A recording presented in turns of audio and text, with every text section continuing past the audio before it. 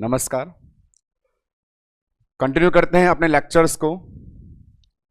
Deal कर रहे थे अपन डेमो क्लासेस के अंदर, जहां आपको अपने सब्जेक्ट के बारे में इंट्रोड्यूस किया गया था और उस सब्जेक्ट की फाउंडेशन तक पहुंचने के लिए हमने उन दो डेमो क्लासेस के अंदर एक बेसिक प्रोसीजर को एक्सप्लेन किया था।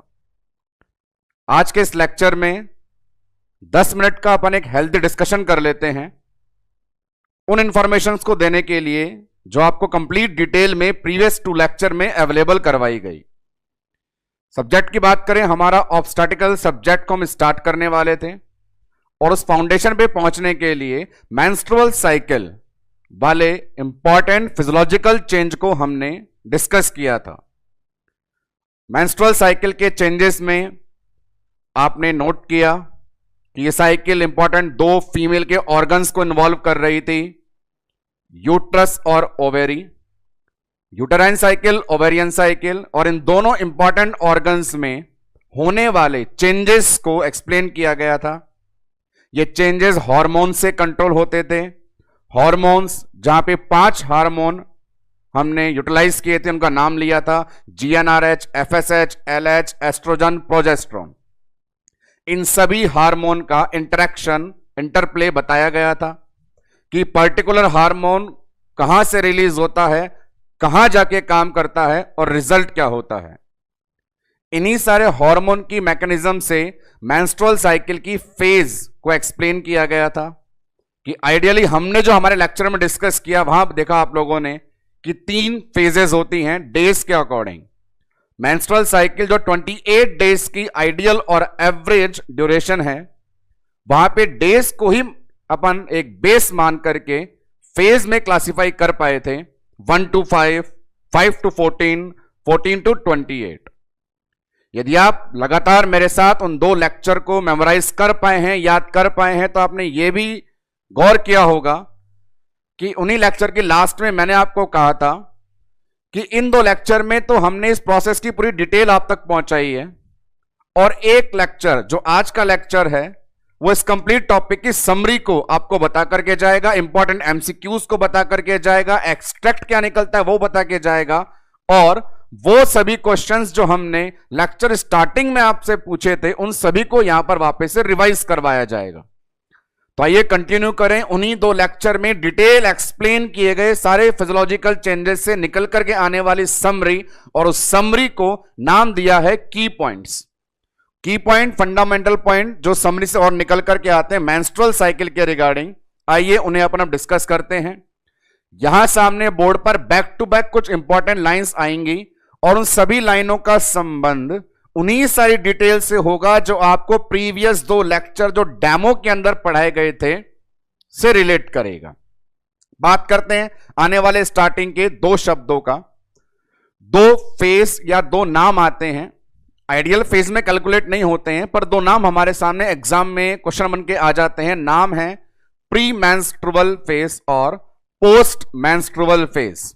क्या पूछना चाहता है एग्जामिनर उसके अंदर आप लोगों से, आइए उन्हें देखते हैं। यहां बोर्ड पे नाम मेंशन करता हूं, प्री मेंस्ट्रुअल फेज,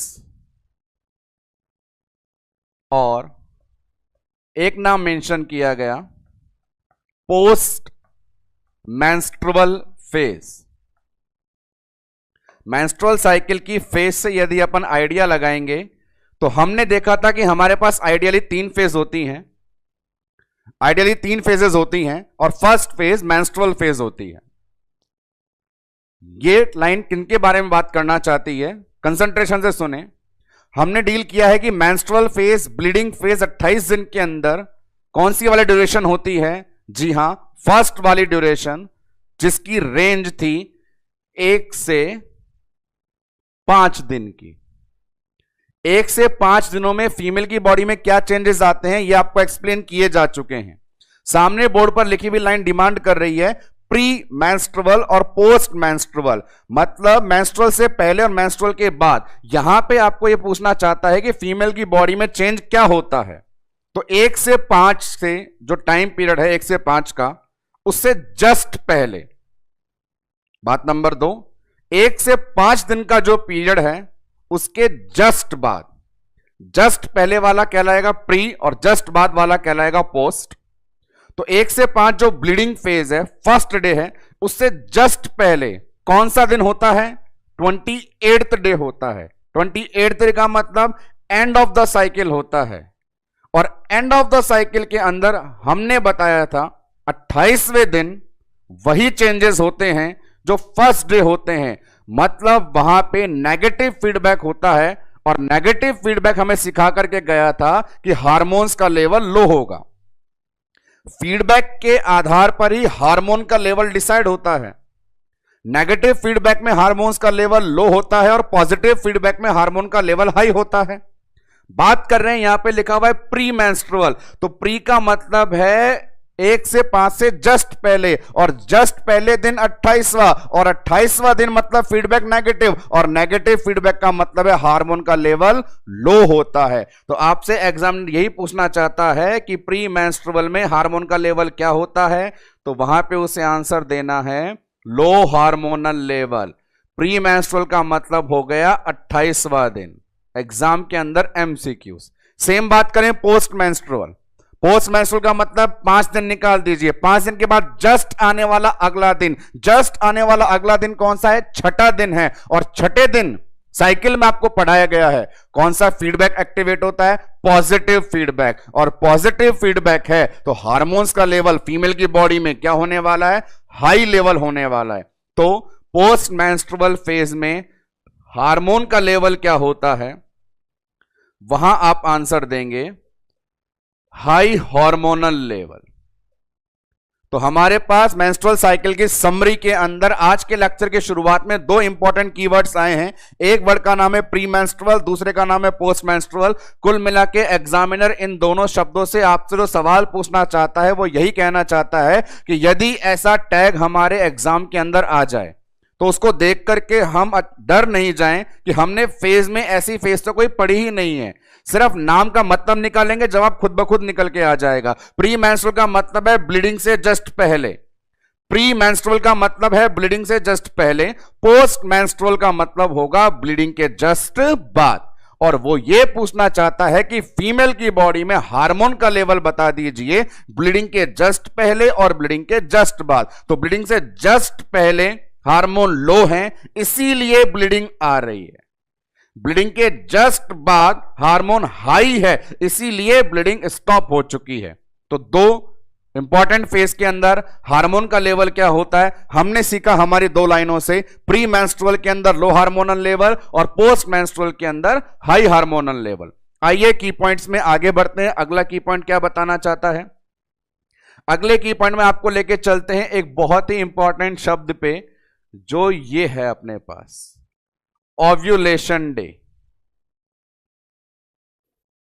एक फीमेल में ओव्यूलेशन डे कौन सा होता है उसे कैलकुलेट करना। ओव्यूलेशन डे कौन सा होता है? तो यहां पर देखें एक बहुत इंपॉर्टेंट चीज, बहुत छोटा सा फॉर्मूला है, बड़ा इजीली आपको लर्न हो जाएगा। बात करते हैं, यदि एक फीमेल की प्रेगनेंसी में, एक फीमेल की लाइफ में साइकिल नॉर्मल चलती है, नॉर्मल साइकिल का मतलब है 28 दिनों की चलती है, तो वहां पे ओव्यूलेशन डे होता है 14वां दिन। लेकिन यह बहुत ज्यादा देखा जाता है कि इस दुनिया में बहुत ही ऐसी कम किस्मत वाली फीमेल होती हैं जिनकी मेंस्ट्रुअल साइकिल टकाटक बराबर 28 दिन की चलती हो, क्योंकि जनरल पॉपुलेशन में वेरिएशन मिलता ही है, कभी 2-4 दिन ऊपर, कभी 2-4 दिन नीचे। हमने एक रेंज को भी डिस्कस किया है कि यदि एक फीमेल आइडियल नहीं है, साइकिल 28 दिन की नहीं है, तो थोड़ा बहुत ऊपर नीचे चल सकता है। ऊपर नीचे की रेंज आपको बताई गई थी कि यदि एक फीमेल की मेंस्ट्रुअल साइकिल रेंज करती है इनके बीच 21 से 35 दिनों के बीच, 21 से 35 के बीच में जितने भी गणित के अंक आते हैं उतनी यदि साइकिल चल रही है तो भी नॉर्मल मानी जाती है। एग्जाम्पल 22 दिन की, 23 दिन की, 24 दिन की, 25 दिन की, 26 दिन की, 28 दिन की, 29, 30, 31, 32, 33, 34 इतने दिनों की साइकिल है तो भी नॉर्मल मानी जाती है। तो ओव्यूलेशन डे कौन सा होगा? कई बार एग्जाम में क्वेश्चन आता है कि फीमेल की साइकिल 32 दिन की है, बताइए ओव्यूलेशन कब हुआ? फीमेल की साइकिल 24 दिन की है, बताइए ओव्यूलेशन कब हुआ? तो एक फॉर्मूला है, अपन क्या करेंगे, वहां पे जितने भी दिन की साइकिल है उसमें से 14 डेज, लास्ट के 14 दिन माइनस करने हैं। फॉर्मूला क्या होगा, ovulation day is equal to duration of cycle, जितनी भी आपको एग्जाम में दे, माइनस 14। जितने भी दिन की साइकिल एग्जामिनर बता रहा है उसमें से 14 दिन घटा देंगे तो आपका ओवुलेशन डे आ जाएगा। आइए बड़ा सिंपल कैलकुलेट करें। मैं कहता हूं यदि एक फीमेल की साइकिल 28 दिन की है तो ओवुलेशन कब होगा, तो 28 दिन की है तो दिन कितने बोले, 28। 28 माइनस 14, आंसर क्या हो गया, 14। अब चलते हैं आगे। यदि आपको बोले एक फीमेल की मेंस्ट्रुअल साइकिल 33 डेज की है, 33 दिन की बता रहा है, तो अपने पास आंसर क्या होगा, हमने क्या बोला, जितने भी दिन की बोलेगा माइनस कितने कर दूंगा, 14। तो 33 माइनस 14, आंसर क्या आ जाएगा, 19। इसी प्रकार और खेल लीजिए, यदि एग्जामिनर बोलता है एक फीमेल की मेंस्ट्रुअल साइकिल 25 दिन की है, टोटल ड्यूरेशन 25 दिन की है, तो उसे ओवुलेशन कब होगा, सेम फॉर्मूला, कहीं नहीं अटकना। 25 में से क्या घटा दें, 25 माइनस 14, आंसर क्या आ गया, 9 डेज। तो कुल मिला के यहां आपको यह बताना चाहते हैं कि एक फीमेल का ओवुलेशन डे कौन सा होगा, उसे यदि कैलकुलेट करना हो तो आपको फॉर्मूला बताना है कि एग्जामिनर जितने भी दिन की ड्यूरेशन बताएगा उसमें से हमें माइनस कितने करने हैं, 14 करने हैं, और माइनस 14 करके आपको आंसर आ जाएगा। पर इसमें एक शर्त यह भी है कि एग्जामिनर जो डेज बताए वो इन दोनों के बीच में आए। बिल्कुल, जितने भी दिन बोलेगा वह इनके बीच में होने चाहिए। एग्जाम्पल, यदि एग्जामिनर ने बोल दिया 20 दिन की साइकिल, 18 दिन की साइकिल, 36 दिन की साइकिल, 40 दिन की साइकिल, तो वहां पे एग्जामिनर को बोलेंगे ये डिसऑर्डर में कैलकुलेट होते हैं। हम डिस्कस करेंगे मेंस्ट्रुअल साइकिल के डिसऑर्डर, वहां पढ़ेंगे अपन कि यदि 21 से भी कम या 35 से भी ज्यादा दिन की साइकिल हो जाती है तो डिसऑर्डर में कैलकुलेट होती है, और डिसऑर्डर में ओवुलेशन डे फिक्स नहीं होता है। इसीलिए फिक्स ओवुलेशन डे आप पूछना चाहते हैं तो हमसे वही दिन पूछिए, उतनी ही ड्यूरेशन बताइए जितनी ड्यूरेशन की संख्या 21 से 35 के बीच में हो। कंपटीशन एग्जामिनेशन के लिए बहुत सारी गाइड आप फॉलो करते हैं। गाइड का नाम है टारगेट आई। टारगेट आई के अंदर मेंस्ट्रुअल साइकिल के एमसीक्यू दिए हुए हैं, वहां पे एक एमसीक्यू बना रखा है, चेक कर लीजिए, क्रॉस चेक कर लेना। क्वेश्चन था कि एक फीमेल की मेंस्ट्रुअल साइकिल 28 दिनों की है, एक फीमेल की मेंस्ट्रुअल साइकिल आइडियल है 28 दिन में ही आती है, बहुत खुशी की बात है। फिर उसने कहा यदि इस फीमेल को साइकिल 31 जनवरी को खत्म हुई है, 31 जनवरी को यदि साइकिल पूरी हुई है, तो बताइए ओवुलेशन कब हुआ होगा। तो कहना चाहता है साइकिल पूरी कब हो गई, 31 जनवरी को, और साइकिल फॉलो कैसी होती है, बराबर 28 दिन की। तो आपको क्या करना है, वहां पे सिंपल है, लास्ट डे कौन सा बताया, 31 माइनस क्या कर दें, 14, आंसर क्या आ जाएगा, 17 जनवरी। क्या आ जाएगा, 17 जनवरी। तो यहां पे अपने माइंड का बराबर यूज करना है कि फॉर्मूला बड़ा सिंपल है, आप उसे अप्लाई कैसे कर पाते हैं यह भी आपको समझना है। ये जो लास्ट के 14 डेज हैं यहां पे जो बताए गए हैं, ये साइकिल के लास्ट डेज हैं। लास्ट डेज का मतलब है साइकिल पूरे 28 दिन की और अंतिम 14 दिन ओवुलेशन के बाद वाले दिन है। तो इसमें एक बहुत बड़ा लॉजिक अपने सामने आ रहा है कि इस चीज को समझ करके हम दो शब्दों के बारे में जानकारी अब आपको देंगे। आपको नाम लिखता हूं बोर्ड पे, करते हैं उसे एक्सप्लेन। एक लिखा गया है स्टेबल और एक आ गया वेरिएबल। जैसा मैंने बताया था कि मार्केट में मेंस्ट्रुअल साइकिल की फेजेस के बहुत सारे नाम चर्चा में चलते हैं, तो उन्हीं को लेकर के अपन इन दो नामों को लेके और आ गए। नाम सामने बोर्ड पर मेंशन है, स्टेबल फेज और वेरिएबल फेज। और नो डाउट 100% ये जो दोनों नाम हैं इनका संबंध है इससे, ओव्यूलेशन से। स्टेबल फेज और वेरिएबल फेज का मतलब क्या है और उनका संबंध ओवुलेशन से आप कैसे बताएंगे, तो बड़े ध्यान से सुनिएगा। साइकिल के लिए एक बात कही जाती है कि साइकिल में जो फेज होती हैं उसमें जो लास्ट फेज है, सिक्रिएटरी और ल्यूटियल आपको नाम दिए गए थे। 14 से 28 दिन वो चलाई गई थी। 14 से 28 वाली जो फेज होती है, थर्ड फेज जो होती है, वो स्टेबल होती है। अंतिम 14 दिन फिक्स होते हैं। यदि किसी फीमेल की साइकिल 28 दिन की ना होकर के ऊपर नीचे चलती है, 28 से कम या 28 से ज्यादा दिनों की हो जाती है, तो उनमें लास्ट के 14 दिनों पे फर्क नहीं पड़ता है। यदि कोई चेंज आता है तो मतलब उससे पहले ही आया होगा। एग्जाम्पल के लिए, एक फीमेल की साइकिल 35 दिनों की हो गई, 35 डेज की साइकिल है। सवाल है कि एक फीमेल की मेंस्ट्रुअल साइकिल 35 दिनों की है, तो बताइए सेक्रिएटरी फेज कितने दिनों की होगी? तो पूरी साइकिल की ड्यूरेशन कितनी बताई गई? 35 दिन। क्या पूछा? कौन सी फेज की ड्यूरेशन? सेक्रिएटरी फेज की। तो आपको यह बता रहा हूं मैं कि सेक्रिएटरी फेज का मतलब है लास्ट वाली फेज, और लास्ट के 14 दिन तो फिक्स ही होते हैं, उनमें चेंज होता ही नहीं है। तो सेक्रिएटरी फेज आप आंसर देंगे 14 दिन की ही है। यदि गड़बड़ हुई है तो गड़बड़ हुई है सेक्रेटरी से पहले वाली फेज में, ओवुलेशन से पहले वाली फेज में। तो ओवुलेशन के बेस पे हमारे पास दो नाम निकल के आते हैं, प्री ओवुलेशन और पोस्ट ओवुलेशन। जी हां, प्री ओवुलेशन और पोस्ट ओवुलेशन। ओवुलेशन से पहले, ओवुलेशन के बाद। कौन से वाले दिन में फिक्स बता रहा हूं? ओवुलेशन के बाद वाले दिन। ओवुलेशन कौन सा दिन होता है? 14वें दिन। तो यहां पे वो दिन फिक्स है, जो फिक्स है उसे बोलते हैं स्टेबल। तो स्टेबल के आगे आप लिखेंगे लास्ट वाले दिन, ओवुलेशन होने के बाद वाले दिन, तो मतलब पोस्ट ओवुलेशन। और यदि किसी में परिवर्तन आता है या आ सकता है तो वो दिन कौन से होते हैं? ओवुलेशन से पहले वाले दिन, प्री ओवुलेशन वाले दिन। तो साइकिल के अंदर यदि चेंज आता है तो चेंज जो दिनों में है वो ओवुलेशन से पहले होगा या बाद में? पहले। आइए और एग्जांपल से सेट करते हैं इसको, बड़े गौर से सुनिएगा। एग्जांपल देते हैं कि साइकिल का ये पहला दिन था, ये ओवुलेशन वाला दिन था, और ये साइकिल का एंड वाला डेज था। एग्जांपल पूरा सुनेंगे, लाइन क्लियर हो जाएगी। ये साइकिल का स्टार्टिंग डेज था, ये साइकिल का ओवुलेशन डे था, ये साइकिल पूरी हो गई। ये बात कब की है? जब फीमेल में साइकिल 28 दिन की है।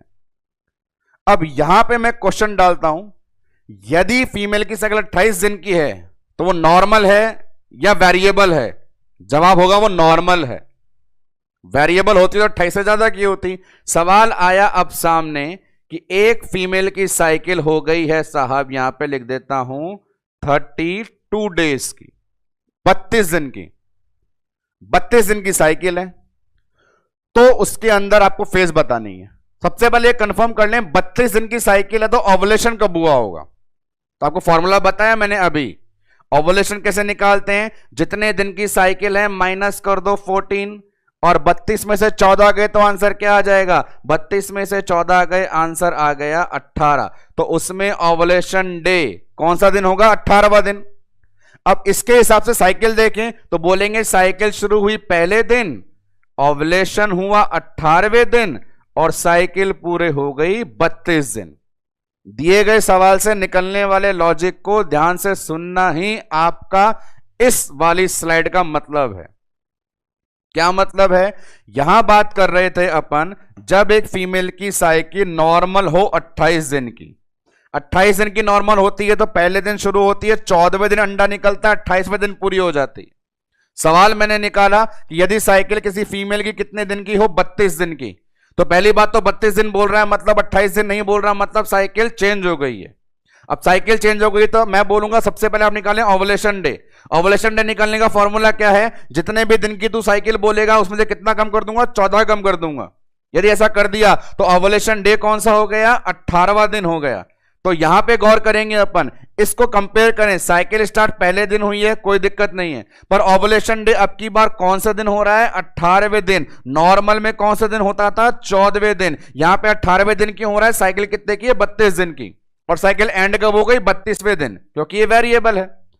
तो ये एग्जाम्पल है। अब इससे में क्या नॉलेज मिलता है?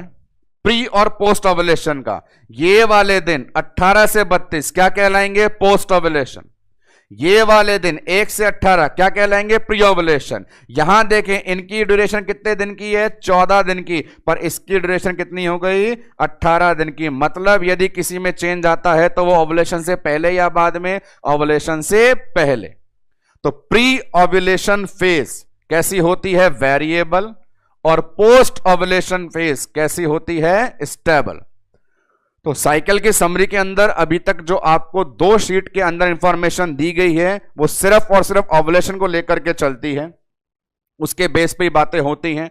आपको जस्ट मैंने बताया ओवुलेशन डे निकालने का फॉर्मूला। ओवुलेशन डे निकालने का फॉर्मूला है जितने भी दिन की साइकिल होगी माइनस कर देंगे 14। फिर आपको बता रहे हैं, इसी के नाम पे बोल रहे हैं, यदि एक फीमेल की साइकिल गड़बड़ होती है, ऊपर नीचे हो जाती है, 2 दिन बाद में आ जाती है, 4 दिन पहले आ जाती है, तो क्या उसकी फीमेल की बॉडी में ओवुलेशन सही समय पे हो रहा होगा? नहीं। यदि साइकिल चेंज हो रही है, दिन परिवर्तन हो रहे हैं, तो अंडा भी अलग अलग समय पे निकलेगा। कब निकलेगा? तो जितने दिन की साइकिल बोलेगा उसमें से 14 माइनस कर दो, फटाफट उंगलियों पे आंसर निकालो। यदि साइकिल 24 दिन की है तो अंडा कब निकला? 24 माइनस 14 बराबर 10वें दिन निकला। यदि साइकिल 30 दिन की है तो अंडा कब निकला? 30 माइनस 14 16वें दिन निकला। यदि साइकिल 22 दिन की है तो अंडा कब निकला? 22 माइनस 14 बराबर 8वें दिन निकला। यदि साइकिल 33 दिन की है तो अंडा कब निकला? 33 माइनस 14 19वें दिन निकला। तो अंडा क्या सेम डे पे निकल रहा है? नहीं निकल रहा। अलग अलग डे पे निकल रहा है? हाँ, अलग अलग डे पे निकल रहा है। अलग अलग डे पे क्यों निकल रहा है? क्योंकि आप साइकिल की ड्यूरेशन अलग अलग करते जा रहे हो। ऐसा करते जाते हैं तो दिमाग में 2 शब्द आ जाते हैं कि जो एक समान रहता है उसे बोलते हैं स्टेबल, जो चेंज होता रहता है उसे बोलते हैं वेरिएबल। तो साइकिल में कौन से दिन चेंज होते हैं, कौन से दिन वेरिएबल होते हैं, कौन से दिन स्टेबल होते हैं, वो बताने के लिए 2 शब्द सामने बोर्ड पे लिखे हुए हैं कि ओवुलेशन के बाद वाले दिन हमेशा फिक्स होते हैं और ओवुलेशन के पहले वाले दिन हमेशा चेंज हो सकते हैं। ऐसा क्यों है? तो इसका एक कारण भी है, बड़े गौर से सोचना। ओवुलेशन से पहले हमारे पास 4 मेजर हार्मोन थे। GnRH भी था, FSH भी था, LH भी था, एस्ट्रोजन भी था। और ओवुलेशन के बाद जब सिर्फ एक कार्पस ल्यूटियम होती है तो मेजर हार्मोन भी एक होता है, प्रोजेस्टेरोन। 14 दिन से पहले कितने हार्मोन? 4 हार्मोन। 14 दिन के बाद मेजर हार्मोन कितना? 1। मेजर इसलिए बोल रहा हूं कोई कम मात्रा में एस्ट्रोजन भी होता है। तो 14 दिन से पहले 4 हैं और 14 के बाद 1 हैं। तो कहा भी जाता है जब 1 होता है तो वो 1 अच्छे से जानता है मुझे काम कैसे करना है, क्योंकि सारा काम उसी को करना है। लेकिन जब 4 होते हैं तो क्या करते हैं? आपस में एक दूसरे को काम बोलते रहते हैं और रिजल्ट क्या आता है? 0। तो ज्यादा लड़ने भिड़ने की संभावना कब होती है? जब बहुत ज्यादा होते हैं। तो बहुत ज्यादा कब होते हैं? ओवुलेशन से पहले। इसीलिए ओवुलेशन से पहले वाली फेज को अपन कह सकते हैं वेरिएबल फेज, ओवुलेशन के बाद वाली फेज को कह सकते हैं अपन स्टेबल फेज। चलिए, ये 2 बात हुई। Next one, move forward. एक टर्म है, उसको सिर्फ सुन लीजिए। टर्म अपने पास ये रही,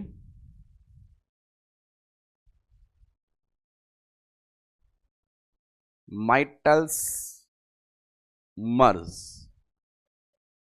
ये साइंटिस्ट के आधार पे नाम आ गया। मेडिकल साइंस में बहुत कॉमन टर्म होती है पेन।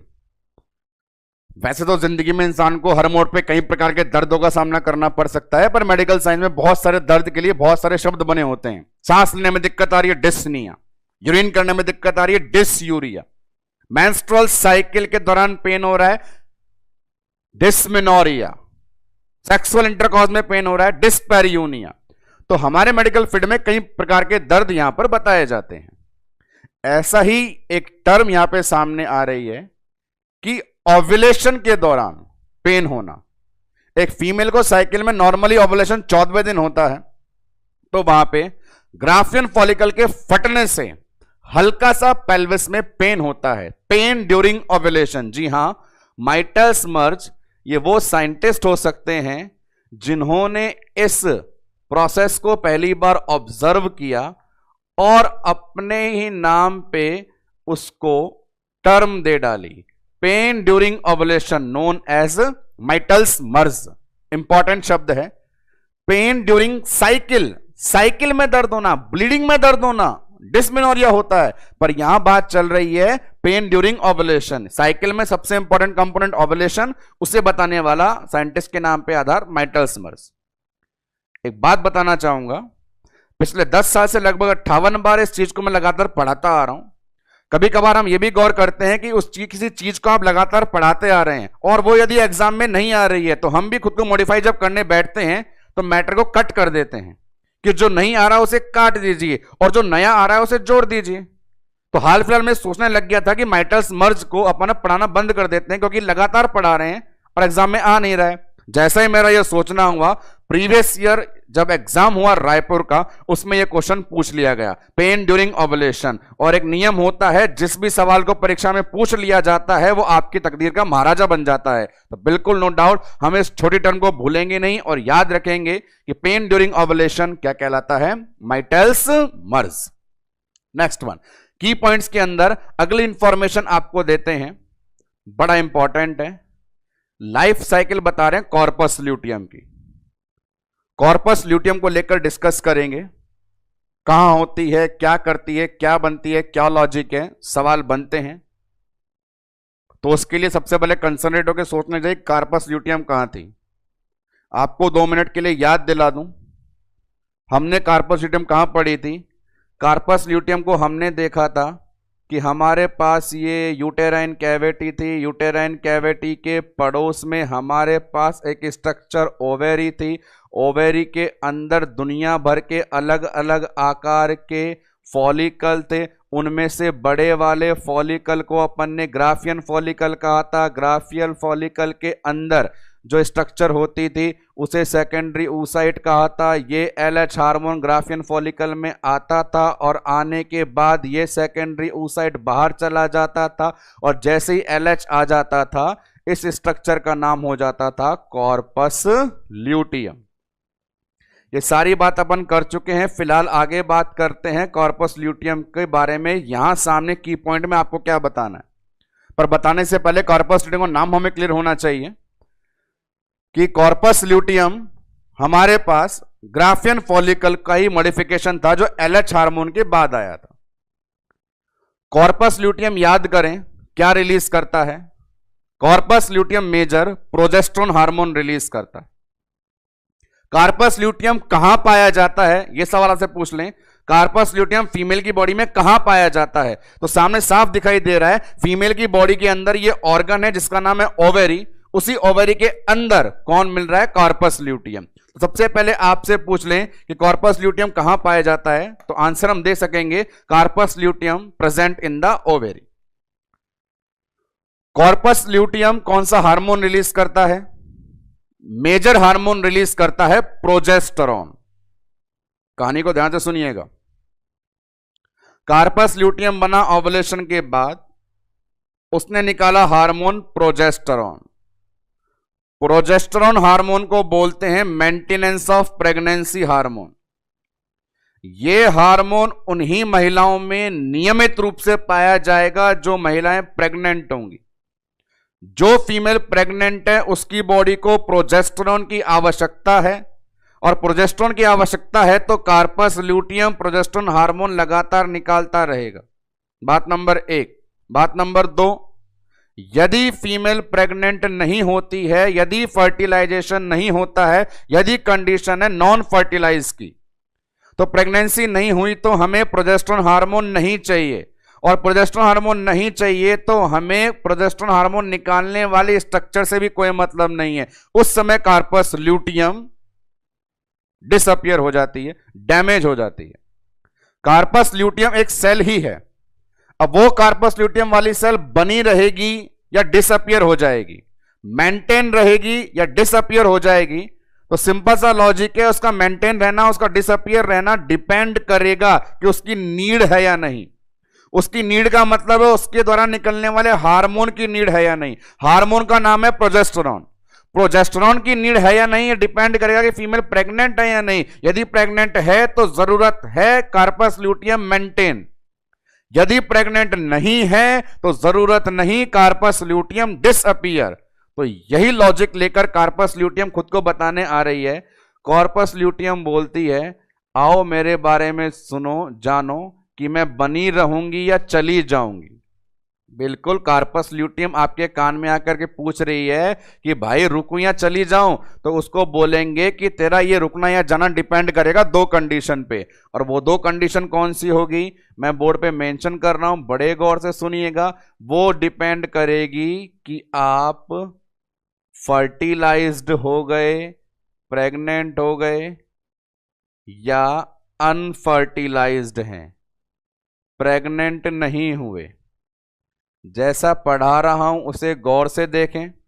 कार्पस ल्यूटियम का बने रहना और चले जाना डिपेंड कर रहा है दो पर। दो का नाम किया कि आप फर्टिलाइज हैं या आप अनफर्टिलाइज हैं। जो पढ़ाया वही बोर्ड पे लिखूंगा। फर्टिलाइज है, प्रेग्नेंट है, हार्मोन की जरूरत है, तो कार्पस ल्यूटियम को बोलेंगे कहीं मत जा, बनी रहे। तो फर्टिलाइज के ऊपर लिख देते हैं कि आप मेंटेन रहोगे। बड़ी खुश हो गई कार्पस ल्यूटियम की, मुझे भगाया नहीं जा रहा।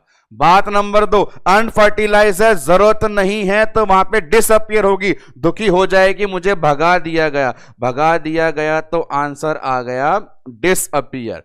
तो आप इन्हीं लाइनों को देखकर जवाब देते रहें। कार्पस ल्यूटियम कौन सी कंडीशन में मेंटेन रहेगी, जब फीमेल फर्टिलाइज है या अनफर्टिलाइज? आंसर देंगे फर्टिलाइज। कार्पस ल्यूटियम कौन सी कंडीशन में डिसअपियर हो जाएगी, जब कंडीशन कैसी होगी, अनफर्टिलाइज। अब बात करते हैं मेंटेन रहेगी तो कब तक रहेगी, ड्यूरेशन, और डिसअपियर होगी तो कब हो जाएगी, ड्यूरेशन। तो उनका आंसर देने के लिए आपको बता दूं कि अपन ने नॉर्मली देखा कि नॉर्मल साइकिल के अंदर तो उसको डिसअपियर होना ही है, और डिसअपियर नॉर्मल साइकिल में जब होती है तो वो होती है अपने पास टोटल 20, लास्ट के 14 में होती है डिसअपियर 2 वीक में। 2 वीक का मतलब बनी कौन से दिन, 14वें दिन। साइकिल पूरी कब हो जाएगी, 28वें दिन।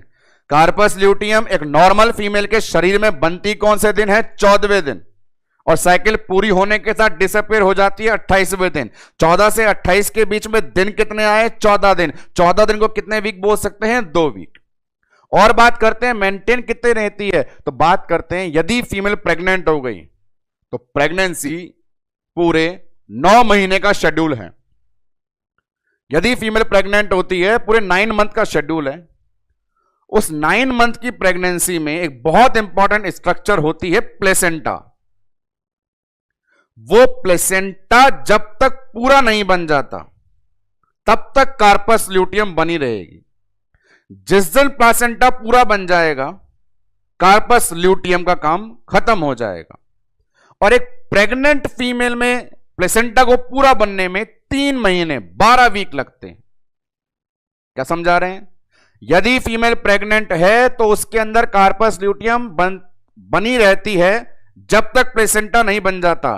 प्लेसेंटा को बनने में समय लग रहा है 3 महीने या 12 वीक, तो कार्पस ल्यूटियम भी कब तक बनी रहेगी, 12 वीक तक या 3 महीने तक। जैसे जैसे आप अभी स्टार्टिंग की लगातार क्लासेस पढ़ते जाएंगे वहां देखेंगे अपन बहुत सारी बात वीक में ही करेंगे। ओबीजी के अंदर, एम्ब्रियोलॉजी के अंदर वीक को लेके बहुत चर्चा होती है, और हर टॉपिक में वीक को लेके कई सारे सवाल आते हैं, जिसमें बहुत इंपॉर्टेंट वीक होता है 12 वीक। अपना डिटेल में डिस्कस करेंगे तब और पता चलेगा। फिलहाल जितना बताने उतना देखते रहे बोर्ड पे। कार्पस ल्यूटियम का जीवन बता रहे हैं। कार्पस ल्यूटियम बनी रहेगी या चली जाएगी? बनी रहेगी तो मेंटेन, चली गई तो डिसअपियर। डिपेंड किस पे करेगा, फर्टिलाइज और अनफर्टिलाइज। फर्टिलाइज है तो मेंटेन, अनफर्टिलाइज है तो डिसअपियर। चलिए, डिसअपियर होगी तो कितने दिनों में, 2 वीक में। बनी रहेगी तो कितने वीक तक, 12 वीक तक। 12 वीक तक या 3 मंथ तक। तो आइए इन्हें अपन नाम देना शुरू करते हैं। कार्पस ल्यूटियम काम एक ही कर रही है, हार्मोन निकालने का, और मेजर कौन सा, प्रोजेस्टेरोन। तो प्रोजेस्टेरोन हार्मोन निकालने के कारण कार्पस ल्यूटियम को एक नाम भी दिया जाता है, और वो नाम दे रहे हैं अपन येलो बॉडी। जब तक कार्पस ल्यूटियम प्रोजेस्टेरोन निकालती रहेगी उसका नाम आएगा येलो बॉडी। आगे, ये कंडीशन फर्टिलाइज वाली है। फर्टिलाइज वाली है मतलब लंबे समय तक चलने वाली है। 14 दिनों में नहीं भागेगी, 3 महीने तक बनी रहेगी। और ये कार्पस ल्यूटियम कौन सी वाली है, प्रेगनेंसी वाली है। और प्रेगनेंसी वाली है तो इसे नाम दे देते हैं अपन कॉर्पस प्रेगनेंसी वाली। हर किसी को नहीं मिलती, ये उसी को मिलेगी जहां प्रेगनेंसी होगी। नाम देते हैं कॉर्पस ग्रेविटालिस। और ये कॉर्पस ग्रेविटालिस नाम इसलिए दिया गया कि कॉर्पस तो था ही, और हमारे सब्जेक्ट में प्रेग्नेंट फीमेल के लिए टर्म यूज होती है, उस टर्म को बोलते हैं ग्रेविडा। तो ग्रेविडा के आधार पे नाम आ गया ग्रेविटालिस, कॉर्पस ग्रेविटालिस। और ये वही काम कर रही है जो नॉर्मल कॉर्पस ल्यूटियम काम करती थी। क्या काम करती थी? हार्मोन निकालने का। कौन सा हार्मोन? प्रोजेस्टेरोन। मैंने क्या सिखाया? जब तक प्रोजेस्टेरोन हार्मोन निकालते रहोगे आपका कलर कैसा होगा? Yellow colour. तो कॉर्पस ग्रेविटालिस का कलर भी येलो होता है। इसको भी बिल्कुल नो डाउट आपसे पूछ लिया जाए कलर कैसा बताओगे? Yellow colour. यह बात हुई कब? प्रेगनेंसी वाली। ऊपर वाली जो कंडीशन है वो अपन बोल सकते हैं नॉर्मल नहीं देखा जाता, वो प्रेगनेंसी में ही देखा जाता है। बात करते हैं इसकी अनफर्टिलाइज कंडीशन की। अनफर्टिलाइज कंडीशन के अंदर कार्पस ल्यूटियम जाने वाली है 14 दिन के बाद। आज बनी है 14वें दिन, 28वें दिन चली जाएगी, क्योंकि फीमेल प्रेग्नेंट नहीं है, हार्मोन की जरूरत नहीं है। तो वहां नाम आते हैं कैसे कैसे, सीक्वेंस है पूरा, उस सीक्वेंस को देखते हैं अपन। आइए, अनफर्टिलाइज में बोलेंगे कि ये बनी अपने पास 14वें दिन, चली जाएगी अपने पास 28वें दिन, और बीच में एक माइलस्टोन लेते हैं 21वें दिन का। ये कार्पस ल्यूटियम की जर्नी है, जीवन काल है। एक नॉर्मल फीमेल में जो प्रेग्नेंट नहीं है वो बनी है 14वें दिन, चली जाएगी 28वें दिन, बीच में कौन सा लिया? 21वां दिन। इस बात को मैं बोलूं, जिस दिन वो बनी थी वो उसके जीवन का पहला दिन था, तो इसको बोल सकते हैं 0 डे। जब आया अपने पास 21वां दिन, हम बोलेंगे कार्पस ल्यूटियम को बने में कितने दिन हो गए? 1 वीक हो गया। 14 से 21 के बीच में कितने दिन का अंतर? 7 दिन का। 7 दिन का मतलब कितना वीक? 1 वीक। जब आया 28वां दिन, 28वें दिन बोल सकते हैं कि उसे बने हुए कितने दिन हो गए? 2 वीक हो गए। तो ये चीज है कि बनी कौन से दिन? 14वें दिन, 0 डे। 7 दिन बाद कौन सा दिन आ गया? 21वां। 14 दिन बाद कौन सा दिन आ गया? 28वां। ये एक बात एक्सप्लेन करना चाहती है कि कार्पस ल्यूटियम कैसे कैसे डैमेज हो रही है, डिसअपियर हो रही है। आई थी उस दिन, नाम था कार्पस ल्यूटियम। 21 दिन के बाद इसका नाम होता है कॉर्पस। बनी रहने वाली या जाने वाली? बनी रहने वाली या जाने वाली? बिल्कुल, ये डिसअपियर पड़ रहे तो जाने वाली। तो जाने वाली को बोल देते हैं अपन स्पूरियस। स्पूरियस के अलावा इसे और कहा जा सकता है हेमरेजिकस।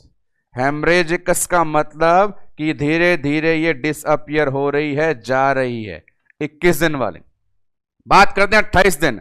28 दिन वाली को बोलेंगे पूरी तरह चली जा, आज के बाद दिखाई मत देना, एकदम गायब हो जा। एकदम गायब हो जाती है, बिल्कुल डिसअपियर हो जाती है। उस डिसअपियर वाली को नाम बोलते हैं कॉर्पस एल्बिगेंस। तो अपन कह सकते हैं आज की शाम कॉर्पस ल्यूटियम के नाम। सामने बोर्ड पे जितना भी डिस्कशन करा गया कॉर्पस ल्यूटियम के रंग बिरंगे नाम लेकर के, और वो रंग बिरंगे नाम उसके जीवन काल में गुजरने वाले वक्त के आधार पे दिए जा रहे हैं। जब आई थी बड़ी सुंदर परी थी और नाम था उसका हमारे पास कार्पस ल्यूटियम।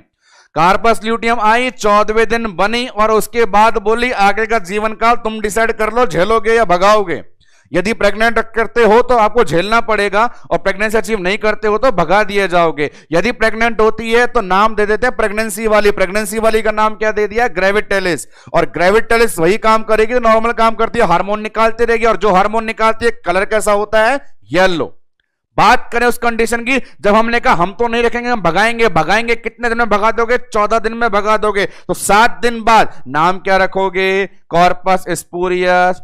28 दिन बाद नाम क्या रखोगे? कॉर्पस एल्बिगेंस। और इन नाम के परिवर्तन के साथ इनका रंग उड़ता जा रहा है। जब बनी थी येलो कलर, धीरे धीरे रंग फीका पड़ता जाएगा, तो यहां कलर हो जाता है इसका पिंक, और लास्ट में रंग ही उड़ गया, बेचारी को बेच खाया, तो कलर हो गया अपने पास व्हाइट। तो कुल मिला के बोर्ड पे कितने कलर आ चुके हैं, उन कलर को मैं ग्रीन मार्कर से इंडिकेट कर रहा हूं। देखिएगा, नॉर्मल कलर कौन सा होता है? Yellow colour. रंग धीरे धीरे उड़ गया तो पिंक कलर, रंग एकदम गायब हो गया तो व्हाइट कलर। एग्जाम में क्वेश्चन आएगा yellow body, pink body, white body, आप बोर्ड पे ढूंढ लीजिए, सेलेक्ट कर लीजिए कहां येलो बॉडी, कहां पिंक बॉडी और कहां पर है व्हाइट बॉडी। कॉर्पस ल्यूटियम को लेकर के सारा जीवन काल। तो ये पूरी एक समरी बोर्ड पे अवेलेबल, फिर से 5 मिनट का गौर से सुनिएगा। कार्पस ल्यूटियम बनती है मेंस्ट्रुअल साइकिल में 14वें दिन। कार्पस ल्यूटियम बनती है मेंस्ट्रुअल साइकिल में 14वें दिन ओव्यूलेशन के बाद। वो कार्पस ल्यूटियम फीमेल की बॉडी में पाई जाती है ओवरी के अंदर। आपसे स्थान पूछा जा सकता है कि कार्पस ल्यूटियम फीमेल के शरीर में कहां पाई जाती है, जवाब देना है वो मिलती है हमको ओवरी के अंदर। ये कार्पस ल्यूटियम बनी रहेगी या चली जाएगी, मेंटेन रहेगी या डिसअपियर होगी, यह डिपेंड करेगा कि प्रेगनेंसी है या नहीं है, फर्टिलाइज है या अनफर्टिलाइज है। यदि फर्टिलाइज है तो हार्मोन की जरूरत है, कार्पस ल्यूटियम की जरूरत है, बनी रहेगी मेंटेन। यदि अनफर्टिलाइज है तो हार्मोन की जरूरत नहीं है, चली जाएगी डिसअपियर। बनी रहेगी तो कब तक बनी रहेगी, 12 वीक तक बनी रहेगी, उसके बाद प्लासेंटा आ जाएगा। चली जाएगी तो कितने दिन में चली जाएगी, 2 वीक में चली जाएगी। जब बनी रहेगी तो क्या कहलाएगी, प्रेगनेंसी वाली ग्रेविटेलिस। जब चली जाएगी तो क्या कहलाएगी, 2 नाम, 7 दिन बाद हेमरेजिकम और 14 दिन बाद एल्बिगेंस। कलर के आधार पे नॉर्मल कलर येलो बॉडी, बनी रहेगी तो कलर येलो बॉडी, चली जाएगी तो कलर 1 वीक के बाद पिंक बॉडी, पूरी खत्म हो गई तो कलर व्हाइट बॉडी। तो yellow body, pink body, white body, ऐसे चीजें होती हैं। और उसके बाद इस पूरी से समरी करके एक एमसीक्यू मैं आपको बोलना चाहता हूं, बताना चाहता हूं, यही सॉल्व करवाना चाहता हूं, सिर्फ 2 ऑप्शन के साथ। क्वेश्चन देता हूं, आप आंसर दीजिएगा। छोटा सा क्वेश्चन है, corpus luteum maximum maintain up to, सवाल दिया corpus luteum maximum maintain up to, corpus luteum अधिकतम कब तक जीवित रह सकती है। दिए गए सवाल में मैंने स्पेसिफाई नहीं करा कि फर्टिलाइज है या अनफर्टिलाइज। यदि मैं पूछता अनफर्टिलाइज में कब तक बनी रहती है, जवाब होता 2 वीक। यदि मैं स्पेसिफाई करता अनफर्टिलाइज कंडीशन में, फर्टिलाइज कंडीशन में कब तक बनी रहती है, आंसर होता 12 वीक। पर दिए गए सवाल में मैंने कहीं भी यह नहीं पूछा कि फर्टिलाइज है अनफर्टिलाइज, सिर्फ यह पूछा है मैक्सिमम कब तक बनी रहेगी। और आपको ऑप्शन दे दूं, नंबर 1 ऑप्शन है 2 वीक और नंबर 2 ऑप्शन है 12 वीक। तो आप बोलोगे सर यदि आप बोलते कि अनफर्टिलाइज है तो मैं आंसर 1 वीक कर देता, यदि आप बोलते कि फर्टिलाइज तो आंसर 12 वीक कर देता। आपने कुछ बोला ही नहीं, तो कुछ बोला नहीं तो सवाल को पहचाने, सवाल बोल रहा है मैक्सिमम, तो मैक्सिमम का आंसर है 2 और 12 वीक में मैक्सिमम वीक कितने हैं, 12 वीक। तो इस प्रकार का समराइज क्वेश्चन एग्जाम में पूछा गया है। आपको भी ध्यान रखना है कि बहुत सारी पढ़ाई एक तरफ और पूछे गए 2 छोटे एमसीक्यू एक तरफ। बहुत सारी पढ़ाई बोर्ड पर है और 2 छोटे एमसीक्यू। सवाल नंबर 1, कार्पस ल्यूटियम कहां मिलती है, महिला के शरीर में कहां मिलती है, जवाब ओवेरी। नंबर 2, सर्वाधिक जीवन काल कितना होता है, सर्वाधिक जीवन काल मैक्सिमम कितना देखा है अपन ने, 3 महीने या 12 वीक देखा है। ये कार्पस ल्यूटियम के बारे में इंफॉर्मेशन मेंस्ट्रुअल साइकिल की तरफ से। मेंस्ट्रुअल साइकिल में कार्पस ल्यूटियम के बाद अपन बात करते हैं इंपॉर्टेंट वन, इसको लेकर के यहां से भी सवाल है, साइकिल से ही लिंक है उसका थोड़ा, सर्वाइकल म्यूकस। जी हां, cervical mucus female genital organ में सर्विक्स एक इंपॉर्टेंट स्ट्रक्चर होती है, यूट्रस के लोअर सेगमेंट में होती है और उसका डेली काम होता है म्यूकस का रिलीज करना, म्यूकस रिलीज करना, सर्वाइकल म्यूकस। फीमेल की बॉडी में यूटेराइन कैविटी, यूटेराइन कैविटी के लोअर सेगमेंट में मिलने वाली स्ट्रक्चर जिसका नाम है सर्विक्स, ड्रॉ करना चाहें हल्का सा तो ऐसा भी है कि ये अपने पास यूटेराइन कैविटी, ये इसका लोअर सेगमेंट और ये मिल रही सर्विक्स, और इस सर्विक्स का काम है अपने अंदर से डेली रिलीज करना। क्या रिलीज करना? म्यूकस। ये म्यूकस रिलीज करना उसी प्रकार की बात है, एक ग्रंथि का काम होता है। जैसे एग्जाम्पल के लिए हमारे मुंह में लार ग्रंथि है, ओरल कैविटी में लार ग्रंथि है, सलाइवा बनता है। चमड़ी में स्वेट ग्लैंड, पसीना ग्रंथि है, पसीना निकलता है। उसी प्रकार सर्विक्स के अंदर भी ग्रंथि हैं जिनसे निकलने वाला सिक्रेशन क्या कहलाता है? Mucus. We are discussing the relation of cervical mucus on behalf of menstrual cycle, कि मेंस्ट्रुअल साइकिल के फिजियोलॉजिकल चेंजेस और सर्वाइकल म्यूकस आपस में क्या इंटरेक्शन करते हैं। तो वहां पे अपने पास दो इंपॉर्टेंट टेस्ट आते हैं। फर्स्ट टेस्ट, एक नाम है अपने पास फर्न टेस्ट।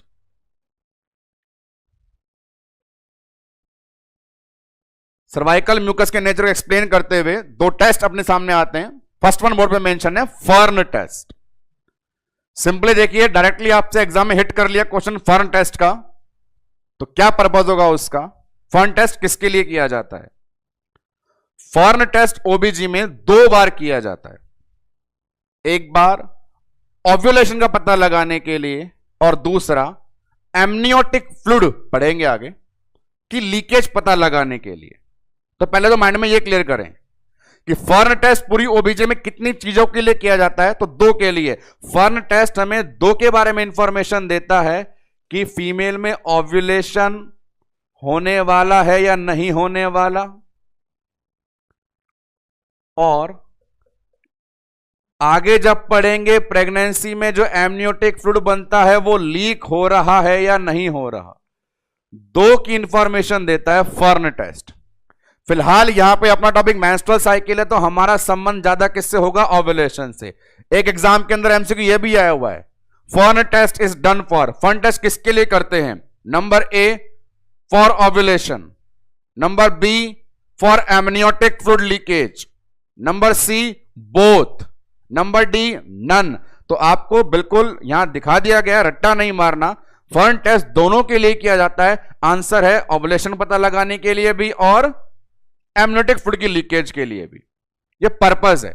सबसे मजे की बात यह है, टेस्ट कर लो, जो पता लगाने लगा लो, पर टेस्ट में चेक क्या करते हैं? टेस्ट में चेक करते हैं सर्वाइकल म्यूकस। यही रिलेशन है। फर्न टेस्ट चाहे एमनियोटिक फ्लूइड की लीकेज के लिए किया जाए, चाहे ओव्यूलेशन का पता लगाने के लिए किया जाए, किसको चेक करते हैं? सर्वाइकल म्यूकस को। जी हां, सर्वाइकल म्यूकस के नेचर के आधार पर ही पता लगाते हैं कि ओव्यूलेशन होगा या नहीं। वो क्या लॉजिक है? आइए उसको लॉजिक को देखते हैं, सर्वाइकल म्यूकस के लॉजिक को लेकर के। तो यहां पे एक रिलेशन है, बड़े गौर से सुनिएगा। हमारे पास मेंस्ट्रुअल साइकिल में एक बहुत इंपॉर्टेंट हार्मोन था, हार्मोन का नाम था एस्ट्रोजन। मेंस्ट्रुअल साइकिल में एक बहुत इंपॉर्टेंट हार्मोन था एस्ट्रोजन, जो ओवेरी के फॉलिकल से निकल रहा था और एंडोमेट्रियम जैसी ग्रंथियों पे काम कर रहा था। एस्ट्रोजन हार्मोन अपन ने मेंस्ट्रुअल साइकिल में देखा कब मिलता है? ज्यादा मात्रा में, ओव्यूलेशन से पहले। पूरा याद करें तो हमें मिल रहा था वो 6 से 14 दिन में। एस्ट्रोजन हार्मोन को लेके मैंने आपको लॉजिक भी बताया था, जितना छोटा फॉलिकल उतना कम हार्मोन, जितना बड़ा फॉलिकल उतना ज्यादा हार्मोन। जैसे जैसे फॉलिकल बड़ा होता जाता है, ओवरी में हार्मोन क्या निकालता जाता है? एस्ट्रोजन। और एस्ट्रोजन का कारण हमारे शरीर में, फीमेल की बॉडी में एस्ट्रोजन हार्मोन के कारण सभी प्रकार के सिक्रिएशन बढ़ जाते हैं, ग्रंथियों के सिक्रेशन बढ़ जाते हैं। फीमेल की बॉडी में एस्ट्रोजन ज्यादा होगा तो बॉडी में सिक्रेशन ज्यादा होंगे, मतलब जैसे मैंने बताया मुंह में लार ज्यादा बनेगी, चमड़ी से पसीना ज्यादा निकलेगा और सर्विक्स से म्यूकस ज्यादा निकलेगी।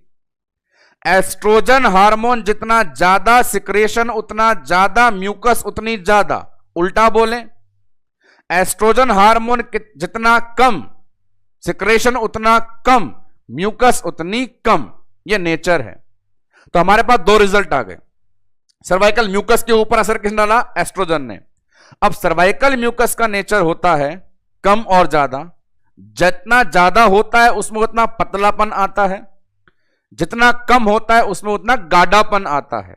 इन 3 चीजों को सामने बोर्ड पे मेंशन कर रहा हूं मैं, गौर कीजिएगा। एक कंडीशन लिखता हूं मैं, ये एस्ट्रोजन ज्यादा के लिए मार्क ये।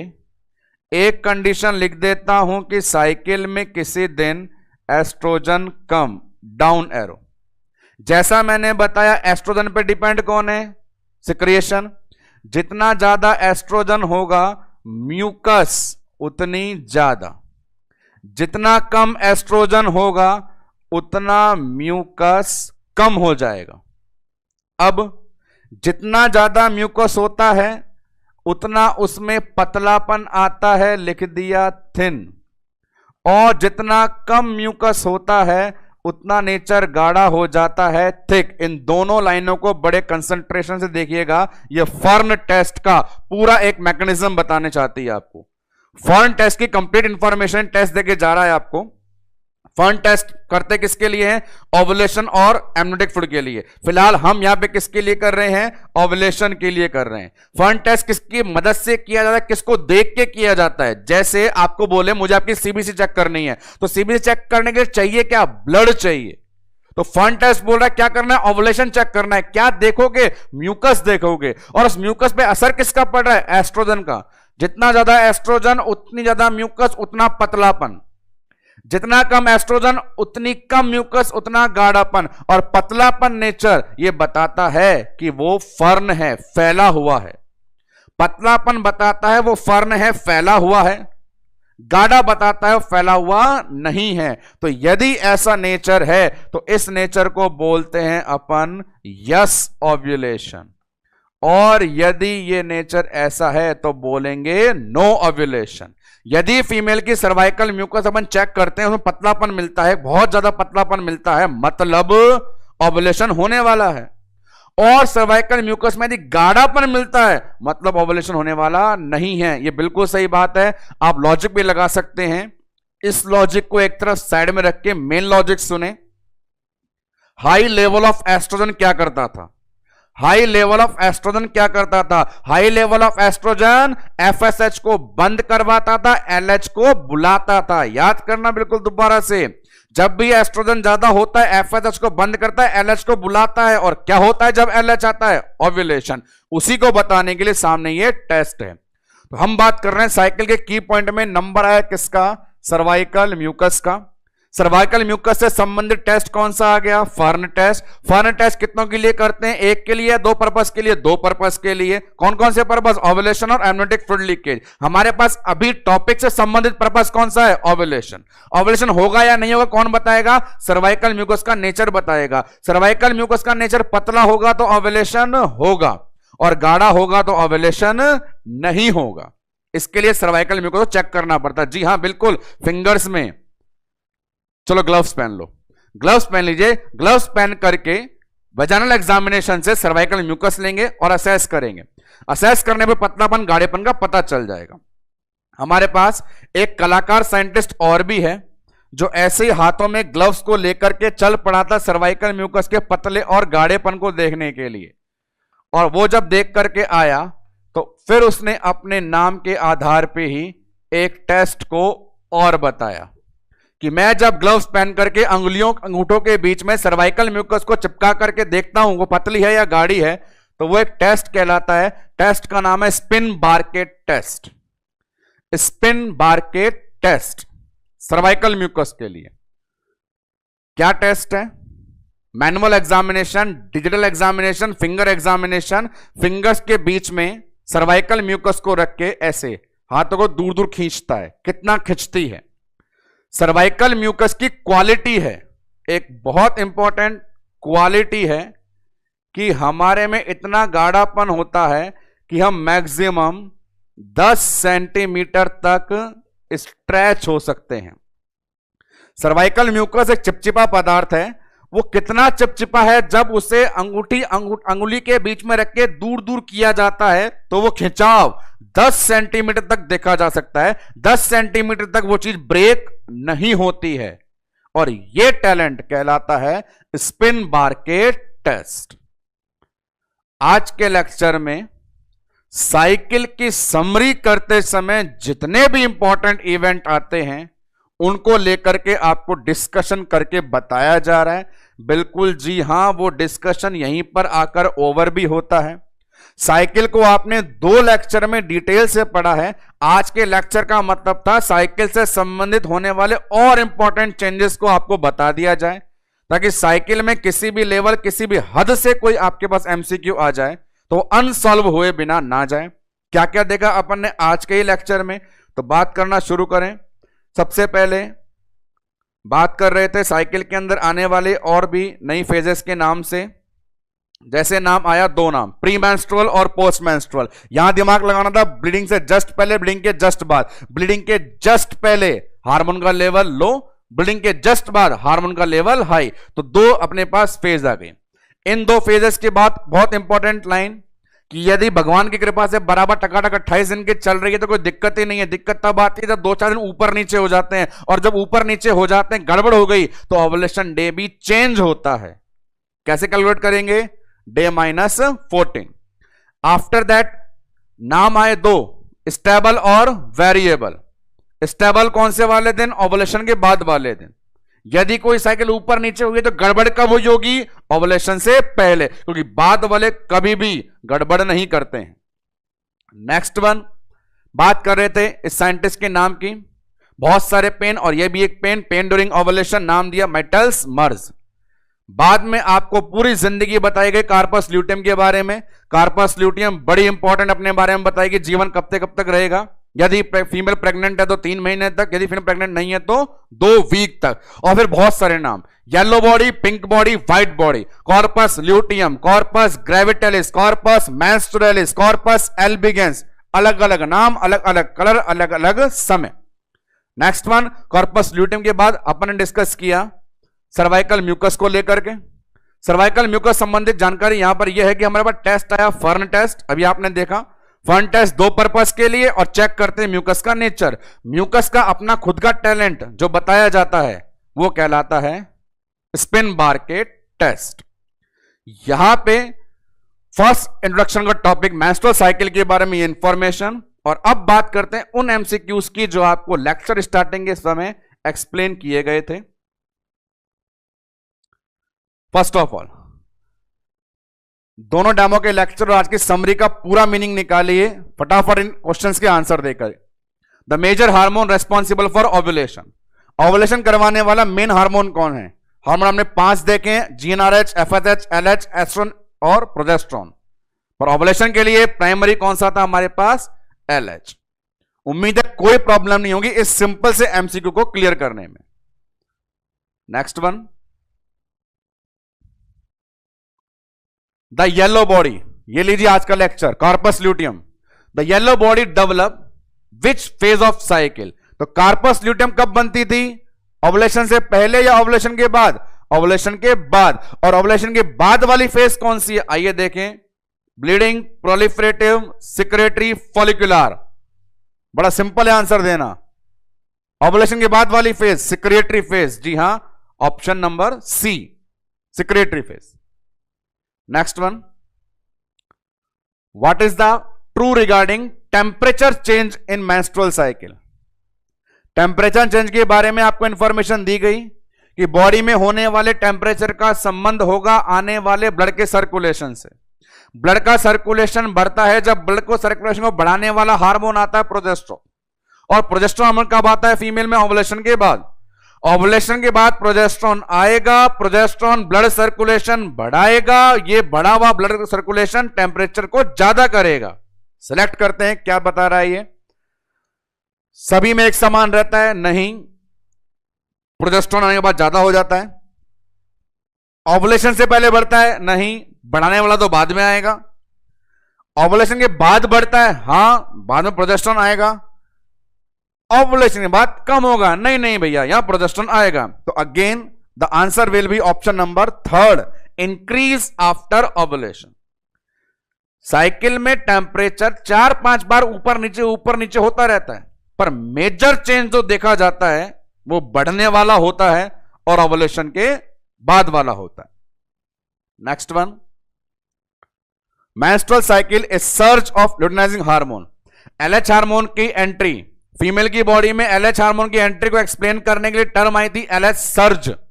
मैंने बताया था एलएच सर्ज का मतलब क्या है, ओवुलेशन करवाने के लिए एलएच का ब्लड में आ जाना। समय भी बताया था, 12वें दिन आता है, 14वें दिन धमाका करता है। तो यही सवाल पूछ रहा है क्या होता है जब एलएच सर्ज होती है। तो एलएच सर्ज किसके लिए होती है, अंडे फोड़ने के लिए होती है। बड़ा सिंपल सा आंसर है, ऑप्शन देख लीजिए। कॉर्पस ल्यूटेम को रप्चर करने के लिए नहीं, रप्चर करता है ग्राफिन फॉलिकल को। ओवरी को प्रोड्यूस करने के लिए, ओवरी तो बनी बनाई है, भगवान की देन है। मैस्टुरेशन, ब्लीडिंग होती है, नहीं, क्या होता है, ओवुलेशन। जब भी एलएच आता है ओवुलेशन होता है। ये देखें, during the menstrual cycle progesterone level eight there highest. Progesterone सर्वाधिक कब होता है, तो प्रोजेस्टेरोन का सारा तांडव अपन कहां देखते हैं, ओवुलेशन के बाद। और ओवुलेशन के बाद वाली फेज कौन सी होती है, सिक्रेटरी। साइकिल की 3 ही फेजें, मेंस्ट्रुअल, प्रोलिफरेटिव, सिक्रेटरी। ऑप्शन देखें, मेंस्ट्रुएशन बिल्कुल नहीं, फॉलिकुलर ये भी नहीं, ओवुलेशन ये भी नहीं। आंसर क्या जाएगा, ल्यूटियल फेज। ल्यूटियल का मतलब कार्पस ल्यूटियम, कार्पस ल्यूटियम मतलब मेजर हार्मोन प्रोजेस्टेरोन। तो सिंपल सा क्वेश्चन, सिंपल सा आंसर। 3 दिन की मेहनत के बाद, समय बहुत कम लगना चाहिए जवाबों को देने के लिए। नेक्स्ट वन, ध्यान से पढ़ें। Which of the following statement relating the menstrual cycle are not correct. ठीक है, साइकिल पूरी पढ़ ली है, 4 ऑप्शन दिए गए हैं। अब आपसे पूछ रहा है कि सारे ज्ञानियों 3 दिन का ज्ञान लेने के बाद यहां ढूंढो कौन सी बात सही नहीं है। Number 1, the period before ovulation is called follicular phase. Ovulation से पहले वाला समय फॉलिकुलर फेज का होता है। 14 से पहले वाला बिल्कुल सही है, 6 से 14 follicular phase. The luteal phase is associated with large increase in progesterone, बिल्कुल सही है। ल्यूटियल फेज मतलब प्रोजेस्टेरोन हार्मोन का भंडारा। Ovulation give rise to surge in the secretion of LH hormone, ये चीज।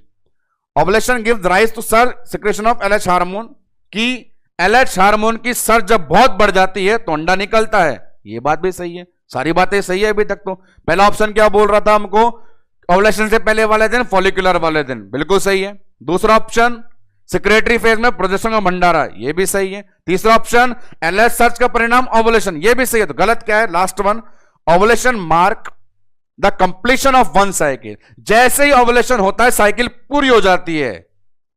सही बात है, गलत बात, गलत बात। जब ओवुलेशन होता है तो साइकिल आधी होती है, पूरी नहीं होती है। पूरी कब होती है, 28वें दिन। तो wrong answer, wrong statement is the option number D, कि भैया ओवुलेशन के लालच में तो साइकिल पूरा करके चला गया, ऐसा नहीं है। साइकिल का मिड होता है ओवुलेशन। नेक्स्ट वन, ये गैमेटोजेनेसिस में डिस्कस करेंगे क्वेश्चन।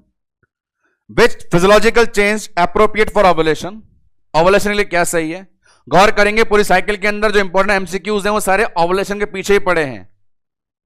होना भी चाहिए क्योंकि हम भी साइकिल को इसलिए पढ़ रहे हैं कि हम भी किसके पीछे पढ़े हैं, ओवुलेशन के। देखें क्या परिवर्तन होता है जब ओवुलेशन होने वाला होता है। नंबर 1, एलएच इन ब्लड, बिल्कुल एलएच तो होना ही चाहिए। Increase pressure of follicular fluid, जो फॉलिकल्स हैं उनका प्रेशर भी बहुत ज्यादा होता है। Number 2, TSH in blood, thyroid hormone कोई रोल नहीं बताया।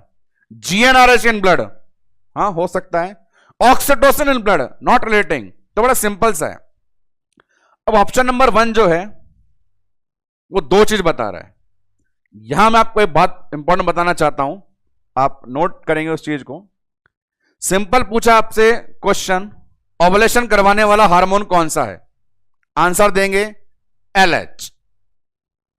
यदि एग्जाम में एक ऐसा एमसीक्यू आ जाए कि ओवुलेशन करना हार्मोन कौन सा है, आपके पास ऑप्शन नंबर 1 आ जाए एलएच, ऑप्शन नंबर 2 आ जाए एफएसएच, ऑप्शन नंबर 3 आ जाए एस्ट्रोजन, सॉरी ऑप्शन नंबर 3 ले लें आप जीएनआरएच, और ऑप्शन नंबर 4 आ जाए बोथ ए एंड बी। देखें ओवुलेशन करवाने वाला हार्मोन 100% एलएच है, पर एलएच फोड़ेगा किसको, एलएच रप्चर किसको करता है, फॉलिकल को। उस फॉलिकल को जिसको बनाया किसने, एफएसएच ने। क्या LH सारे फॉलिकल पर अटैक करता है? नहीं, सबसे बड़े वाले पे करता है, छोटे छोटे फॉलिकल को देखता भी नहीं है। तो LH अटैक करता है बड़े वाले फॉलिकल पे, फॉलिकल को बड़ा करता है FSH। मान लीजिए FSH ने बड़ा किया ही नहीं, तो LH फोड़ेगा किसको? तो यदि एग्जाम में अपने पास ऑप्शन आ जाए बोथ वाला कि पहले बनाओ फिर फोड़ो, तो वो आंसर करेक्ट जाता है। सिंगल वन आपसे ऑप्शन पूछे तो आंसर LH है, लेकिन यदि आपको ऑप्शन मिले बोथ FSH एंड LH, तो आंसर क्या जाएगा? बोथ। वही मेरा स्टेटमेंट नंबर 1 बोलना चाहता है कि LH तो है ही, पर इसके अलावा और भी कौन है? साथ में FSH का रोल। Next one, corpus luteum of menstruation secret. Corpus luteum कौन सा हार्मोन निकालती है? Number 1 progesterone, number 2 oestrogen, number 3 both, number D none. बड़ा सिंपल समझाया था कि पूछे कुल हार्मोन कितने निकालती है तो 2, ज्यादा कम पूछे तो अलग बात है, ज्यादा में प्रोजेस्टेरोन कम मात्रा में एस्ट्रोजन, पर टोटल निकालते कितनी है? 2। तो answer will be both A and B। Last one question, follicular phase constitute. Question simple है यदि लॉजिक आपको पता है तो। लॉजिक मैंने बताया था कि साइकिल 28 दिन की है, वहां पे यदि क्वेश्चन आ जाए हाफ का, तो हाफ का मतलब आधा ही होता है, 28 का आधा 14 दिन, तो 1 से 14 फर्स्ट हाफ, 14 से 28 सेकंड हाफ, और फिर एग्जामिनर बोले थर्ड हाफ फोर्थ हाफ, तो हाथ जोड़ देना भैया, इतने हाफ नहीं होते हैं।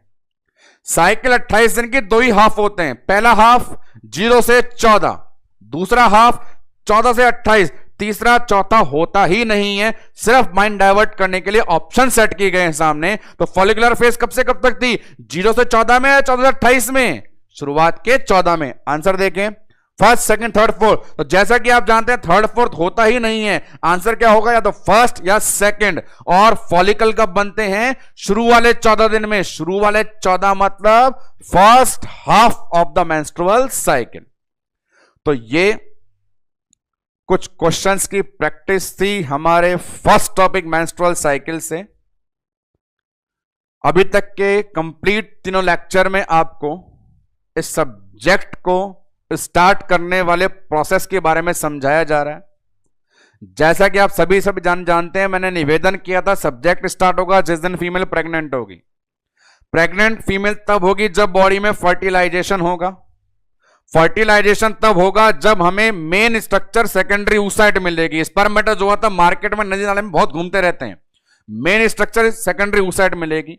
उस सेकेंडरी oocyte को निकालने वाला प्रोसेस मेंस्ट्रुअल साइकिल होता है, और वो मेंस्ट्रुअल साइकिल वाला प्रोसेस आपके साथ डिटेल में डिस्कस किया गया इन लेक्चर्स के अंदर।